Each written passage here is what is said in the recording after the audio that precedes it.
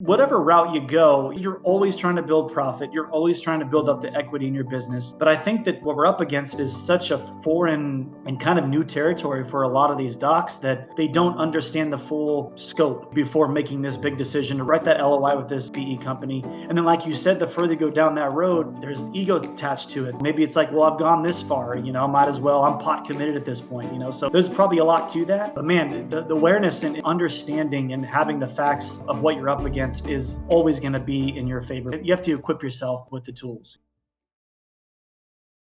Good day, everyone. This is Dr. David Phelps of the Freedom Founders Mastermind Community and Dentist Freedom Blueprint podcast. Today, I'm here with my good friend, Mr. Jake Conway. Jake started his career as an operations analyst in the hospitality field back in 2008.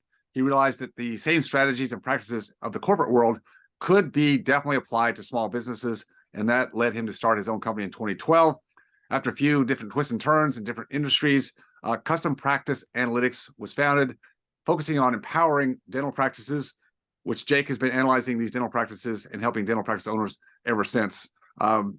Jake, you're out in Scottsdale. We have a lot of mutual friends in the industry, colleagues that I think we both admire, not only for their wisdom, but also their experience. And certainly you're one of those that has a deep amount of experience. I love it when I get to talk to somebody who has been working with and analyzing a lot of different practices, all kinds of practices for all kinds of reasons, whether it's just number one, to get more profitable, right? Number one, let's just get this thing profitable and running better. So you give a little bit more margin back to the doctor. And then the next step is, well, should I expand, and should I add more hygienists and should I add more chairs? And, all the analytics that, we tend as entrepreneurs to want to do it on a gut feel. Well, feels good. So-and-so in my study group's doing it. So boy, I want to do that too. Well, is it right or not? And, numbers, if you use them correctly, don't lie.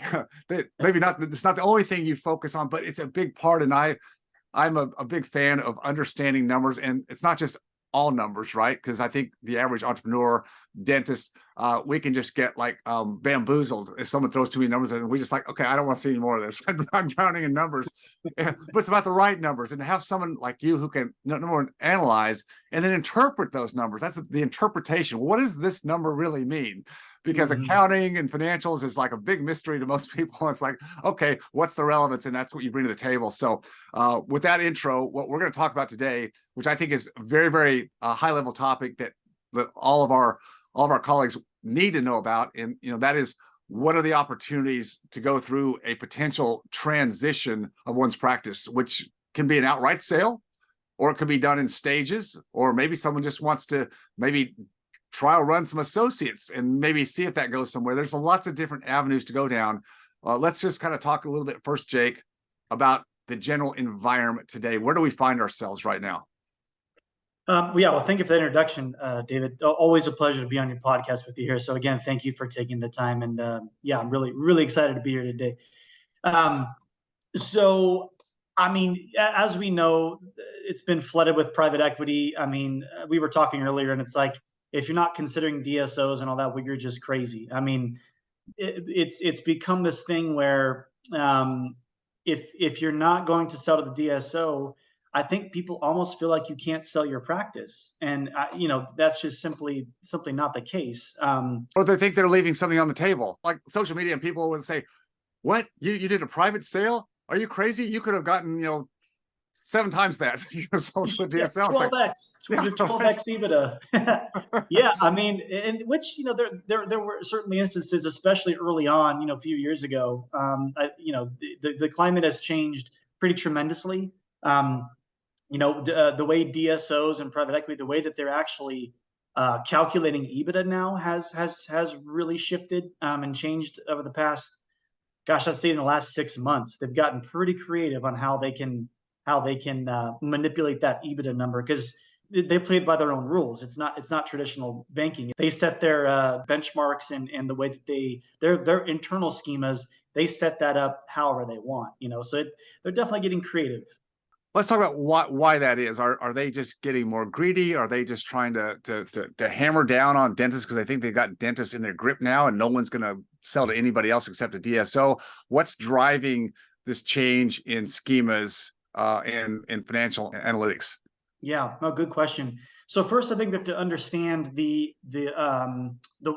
methodology that they use, right, and the structuring, because there is a big difference between how traditional banking and private equity will actually view this, this EBITDA term, which has been thrown around very, very intensely over the last, gosh, I'd say at least 24 months. But there's a difference between the EBITDA number that you'll calculate with your CPA, you do with analyst or whatever, between that number and an adjusted EBITDA number. And that's the difference I'm talking about that private equity will get into. So that you may have an EBITDA number of $1 million, but they're going to come in, they're going to start chipping away at that, where they're going to take 30% of your own personal production as the owner, deduct it from that number. If you don't offer health benefits to your team members, I've seen them, again, this is where the creativity part starts to set in. They're going to deduct that from that EBITDA number because they're anticipating offering that as a benefit to your team. Potentially any CE. They used to continuing education. You could always kind of add that back to that EBITDA number. Now they're kind of leaving that on the table because, again, they're anticipating that they're going to be paying for some sort of CE. As of recent, they're looking at they're wanting payroll numbers to find out, has there been a payroll increase, and are they going to anticipate further payroll increases? And whatever that delta is, they're deducting that from EBITDA. So they're getting creative, and they're really looking at how it's going to benefit them, of course. I mean, always. And I think Alistair put it, he said it beautifully, which, I could listen to that guy talk for days. But he said that, when you get into this negotiation with these guys and gals, you're playing poker against a professional poker player, essentially, professional investor, right? So that's where that comes into play. So to answer your question more specifically, David, I think it's two reasons. One, I think they realized that, the original structures that they had, these practices really don't run themselves the way they think that they would. You still need a strong leader. You still need the owning doctor in there. You still need the associate, the team, the staff, all these things. And second to that, I think that they have realized that they can tug on that thread a little bit, and doctors are still willing to look at this 8x times EBITDA as kind of, or 7x or whatever, as the allure to this type of structuring, and still maintain their balance sheet and increase their own portfolio. I think it's a little bit of mixture of both. Greed, maybe, but I'm not qualified to answer that on that level. Well, no, nor am I, other than we can all go back, and if someone wants to study back in the 80s, the private equity, what today are leveraged buyouts, they were called corporate raiders.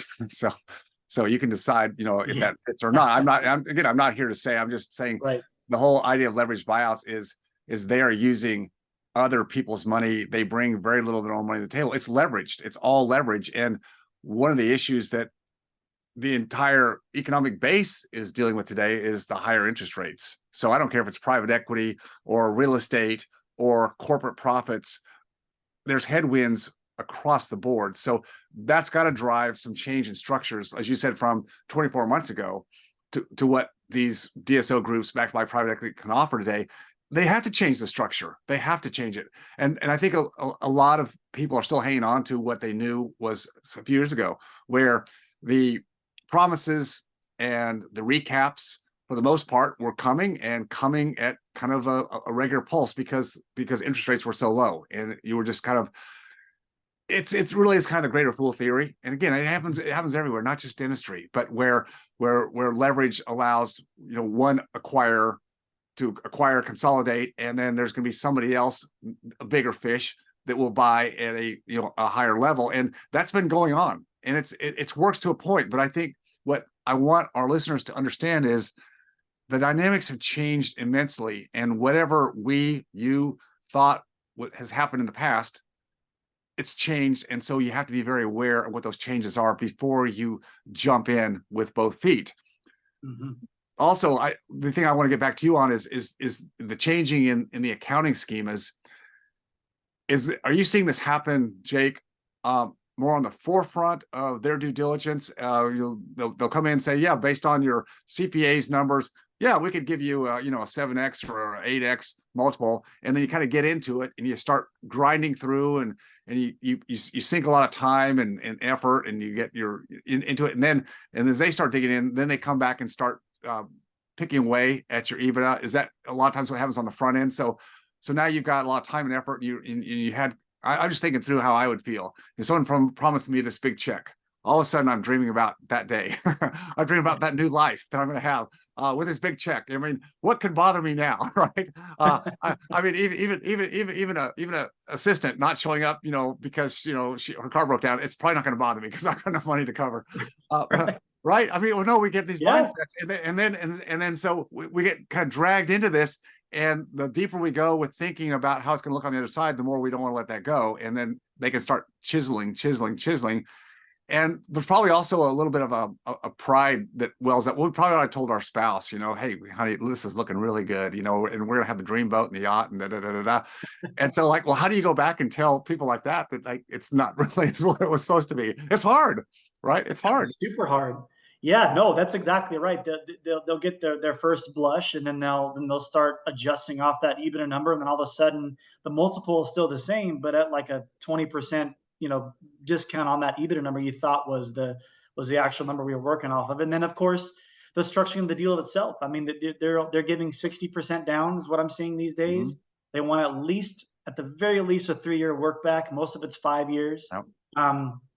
It doesn't that number dwindles and dwindles and dwindles, and then you realize there's a salary that they're taking into consideration as part of that number that they're offering you when it's all said and done. There's equity, stock in their company that they're working off of. So it doesn't end up being, if it's $5 million on paper, it's certainly not that number at the end of the day. So there are negotiation tactics when it comes to more money down. Like if you're more associate driven versus being reliant on you and your two hands, that's a negotiation tool. Yeah. So there are certain nuances that play in your favor, but if you're still behind the chair most days, maybe you have a few associates, some hygiene, of course, you're looking at a chop off the top of your 30% of net production. I think that's probably the biggest thing to take away from this podcast, at least if you're considering this, is it's that EBITDA number. You have to deduct, like, from your own, if you want to do from your own math, 30% of your own production. That's the first step. I mean, there's going to be more deductions coming. But just look at that number and see, boy, that's that number isn't as high as I once thought it was. And not to mention, like I said, you're getting 60% down versus what we may think is, either maybe we think it's 100%, maybe they're telling you potentially 80% down. It just doesn't shake out that way. No, they're essentially putting more of the risk on the seller. That's what it is. You're just trading risk, and you can almost make up any number you want to if you obviate the risk. Put it back on a seller. I could make up a number too, but if I can have formulations and documents that take the risk off of me, then I can promise the moon, and no one comes back. There's no bite against me. I saw something else. We talked about negotiations and kind of stripping of the EBITDA beforehand, before a sale actually consummates. I've seen, and you probably have too, where on the back end with financial machinations, the accounting changes. I've had docs that have sold, and then within the next year, the buying organization comes back and says, we're changing the accounting. It's like you said, well, they can do it. If they write it, so it gives them that ability, and you're a minority shareholder at that point, you got no voting rights. They've written it that way, and again, their attorneys are very good at this. This is what they do every, multiple times a month and a year.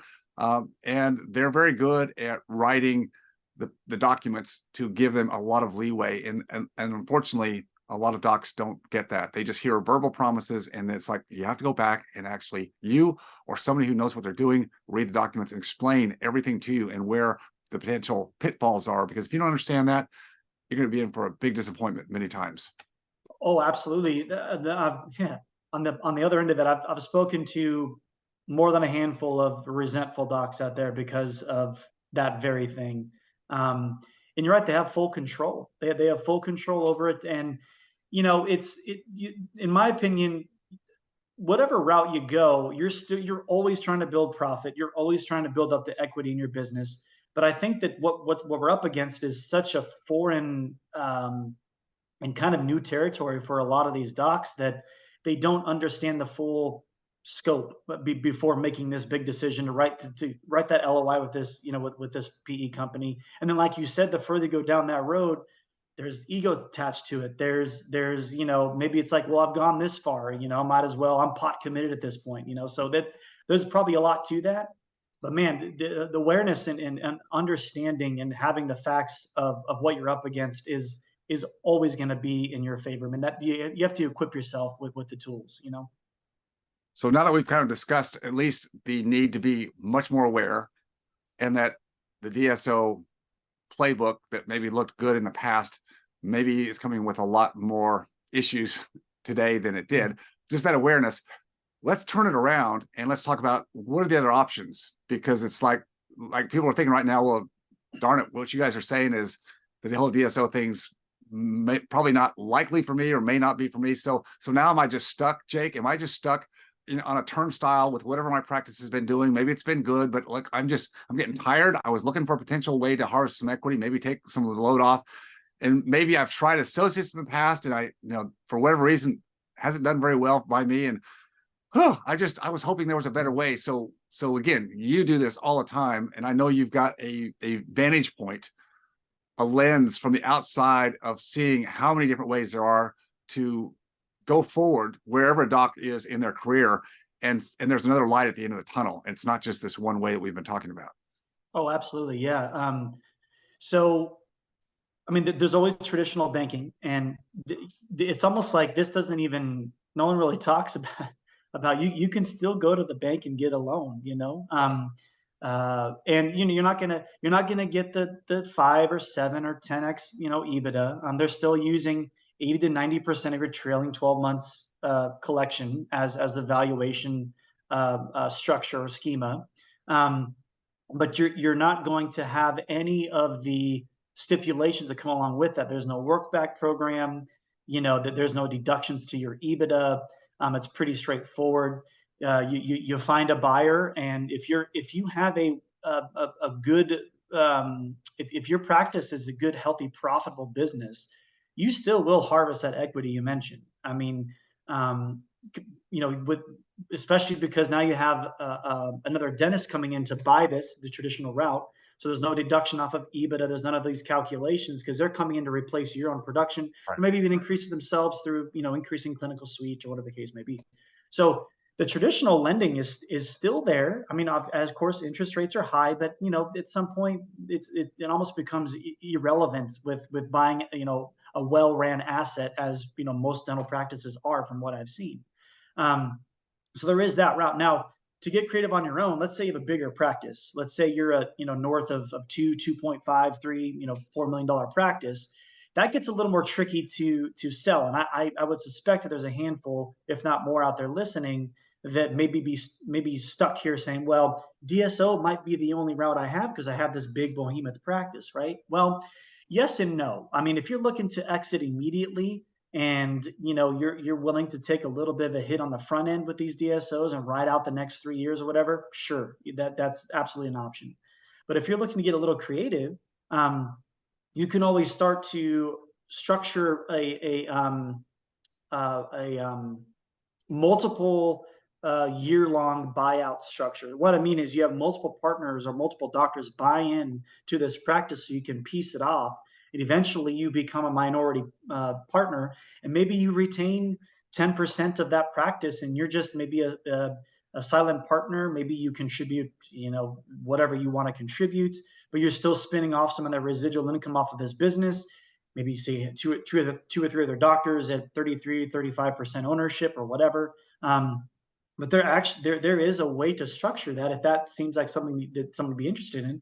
You avoid the windfall of taxes in the beginning because you're not getting that lump sum of cash. You're retaining equity in your own business. Now you have partners involved, so hopefully partners are different podcasts. But if you have the right partner in place and you guys all have alignments and all that, which Alistair's so great about talking about. then you can actually lean on these partners to leverage, build the practice, and you're making money. And each time you do another, you complete another evaluation of the business, there's a real chance it'll be a higher Goes number up. because Yeah. you're building the practice. So you can actually chunk away at this thing and create kind of a multiple year buyout. So you can create some nice liquidity, cash flow. And like I said, at the end of the day, you could retain a certain level of ownership of that practice. And so for these bigger practices, that could make sense. There also are smaller, like I'm going to call it mom and pop DSOs, where they're ran by dentists. They're only dentists. They're building a small group practice. You can now that pool is much smaller, but if you have a little bit of time on your side, that is absolutely a route and an option that I've seen. These smaller little groups will start absorbing even bigger practices, because again, now their buying power is so much greater than, let's say, a one or even two doc practice, the traditional method. So there are options. It's just a matter of, where do you want to be in the next 3 to 5 years or whatever. Is this something that you could kind of ride out, which again, you'd be there for 3 to 5 years anyway in DSO, you'd still be Yes. in the chair, so you can really leverage that same time frame. And I think you could probably end up being better off, if not very similar to a private equity exit, because there's no guarantee on the back end of that either. No, there's not. I think, Jake, and I think you'd agree with this, is that everybody who's gone into business for themselves, and here we're talking about our industry, dentistry, so we're talking about dentists, but any industry, you go into to do that, to acquire, build it, manage it, operate it for the years that you do, because you wanted to have some control over your destiny. I mean, that's why we do it. Or we could all be employees, and there's nothing wrong with being an employee. And I'm just saying, if you find a great culture or company to be employee and that fits your mode of operation, awesome. But we're talking about people who are owners that are looking for the eventual disposition of their practice equity at the right time for them. We want to control that, and yet we're so quick and willing many times to say, oh, where's the magic genie in the bottle? It's the DSO who's promised me come in and they're going to give me this big chunk of this multiple buyout, and it's all going to be good for the next 3 to 5 years. But we're giving up that control, and as we both stated here, whatever you get on the front end, don't necessarily expect getting that back end to be as easy and on the timeline that's been promised. Again, just because of the change in the dynamics of the economy, it's not as certain. And now, as a minority shareholder, you, the former owner, you've lost the control to drive your own ship. Now, maybe that's exactly what you wanted, and you're okay with that. So here's my broad take: is solicit offers if you're looking to exit. Certainly solicit some from DSOs, get some referrals, get some recommendations from people, from you, Jake, other people we know that know a lot about the in-depth. Okay, go ahead and get some. Have somebody look at them with you, and notwithstanding, any severe penalties, clawbacks, things of that nature, I think if you could get enough on the front end without clawbacks, and you felt good about that, then you could play the 3 to 5 year game. And if you got sick and tired of it at some point and you've got enough on the front end, you're out. Okay. Maybe call it good. If that works for you, then that could still be an option. I like what you said, and particularly if you're a doc who has a little bit more time to work this thing out, and maybe even think you missed the last train out with the DSOs. Maybe you have, maybe you haven't. It's all dependent upon the situation. But if you've got a little bit more time, I really think that it's worth the effort, and it is effort, but it can be done. It's usually something we're not trained to do, and that's build a structure with partners that can go the mile. And you mentioned practices that are already running at $1.5 million in top line revenue. Well, you've got you've either got associates or you've got partners there. It wasn't easy to get there. I'm talking to docs, and it's not easy to maintain. It takes work. But the work that you put into it, and the help and the guidance with leadership, and this is where, again, we talk about the word leadership all the time, and I'm not going to do a deep dive on that today. That's another podcast for another time. But those skill sets, Jake, and I know you agree, become as important, and probably later in career more important than your technical skills in dentistry. Absolutely. And yet we're trained. I was trained to always focus on the technical skills. Well, yes, when you're first getting started and practice, you need all that CE. You've got to up the game. Yes, yes, yes, yes, yes. But at some point, if you're not looking at the leadership side of life, career, business, you're leaving a lot on the table. And that's where I think we tend to go wrong, because we're just not trained to look at it that way. It's all about the next CE course, the higher level treatment I can do. I can be all things to all people. And yet I've got a potential engine here that could be running like gold, and yet I don't know how to do it. And so now I'm looking for the easy out, kind of like the quick sale to a DSO that'll solve all my problems. And we know the other side of the story, it doesn't solve all your problems. You just got new ones to solve.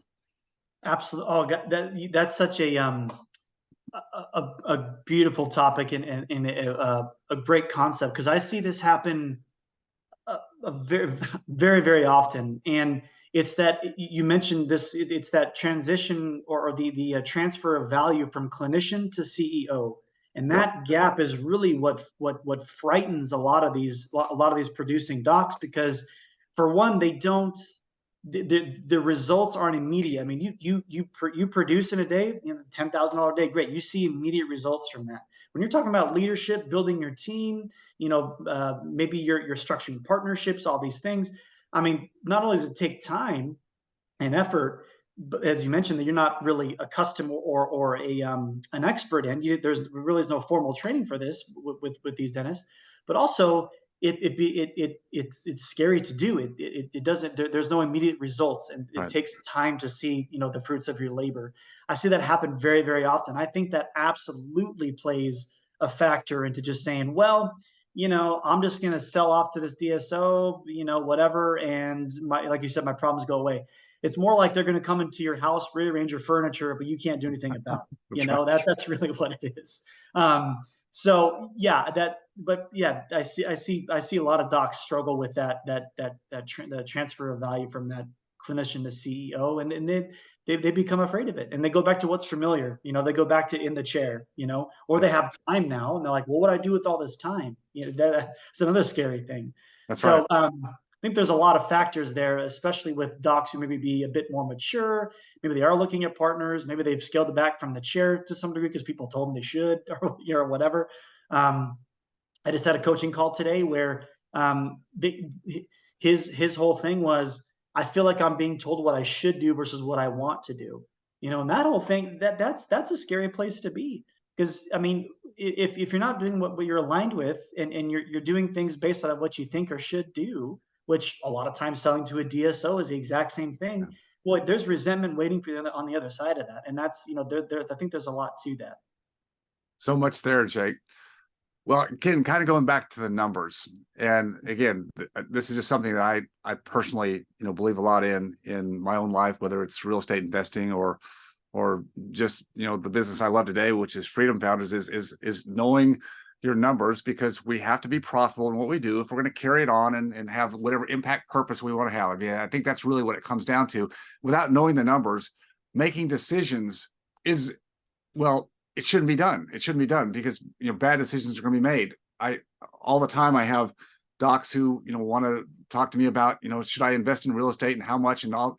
I go, I need some basic financial data. And it's surprising to me, probably not to you, how few actually have it at their fingertips and actually understand what it is. Occasionally somebody has it, and it's like, that's so helpful to me because I can give them better guidance. Well, that's what you do. And you do it at a very high level and give doctors, the key data points, the metrics that they need to analyze, what direction could be right for them. Because just flying in the dark or just trying something because, somebody said, well, it worked for me, it doesn't mean you should do it. There's ways to go about leveraging the assets that one has today and do it in a way that can get you to where you want to go faster than just trying a bunch of trial and error, which I think is the mistake a lot of people make.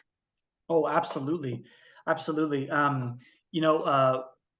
A lot of times from what I've seen in my experience with, even let's say onboarding a new client, you mentioned feeling earlier. A lot of times the direction we take in our very first phone call is nowhere even near where they thought we were gonna start, because they were basing everything off of feeling, So going back to what you mentioned about the numbers, I mean, it really does. I mean, I always tell my clients, I can lie to you, but the numbers won't, so using that information, all that gold, the value of information to drive decision making. And a lot of times you avoid uh, analysis by paralysis, which I see time and time and time again. Should I expand? Should I not? If the numbers are there and they support this decision, as you mentioned, David, it's something that you have. And I think that I see a lot of docs almost become irresponsible in this, where they're not taking that leap based out of, again, whether it's paralysis by analysis or fear or someone telling them not to do it, or whatever the case may be. It almost becomes irresponsible, and they're not being a good steward of their business. Regardless if you're selling in 5 years, you're fresh out of school, whatever. Like, if there's a way for you to get a hold of your numbers and use that to drive your decision making, I'm all for that. And however you get your information, that's going to be really that's going to be the driving.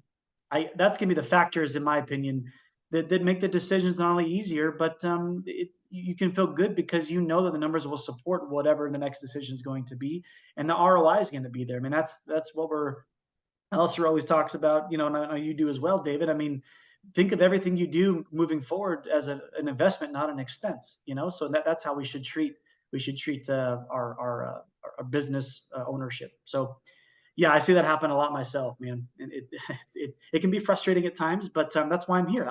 This is why I exist, and I love to do it. I know you do. I know you're passionate about it, and you have a number of different ways people can. Well, number one, consult with you to see what direction. You have different pathways to help docs get started, in different levels of service depending upon where they are, what their goals are. The other thing I think that is very helpful, and I would encourage doctors to do is also, be a part of a group. And I know you facilitate masterminds around this arena where you've got other practice owners who are at different stages and different types of practices, and you learn so much from other people. You learn so much by hearing how, like, you are looking at someone else's situation, not just mine, but and you're dissecting and looking at where the opportunities are. It's like that can be revealing in itself. So I encourage people to on the business side particularly is